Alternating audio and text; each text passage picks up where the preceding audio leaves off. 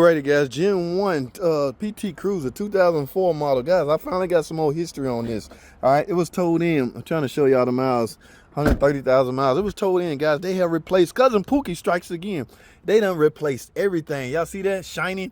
That's because it's new. See this battery?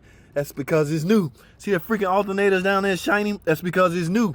You see these damn plug wires right here shining? Nice pretty coil? That's because it's new, guys. It had a P03 the ignition coil 1 code. I can't remember the name of it. That's what they told me up front. I got some more history on it. It had a ignition coil. Now remember, this coil splits in half. This is a 4-cylinder, so the coil gonna fire off 2 cylinders at a time. One of those coil number 1 is not firing. This car basically running off 2 cylinders, all right?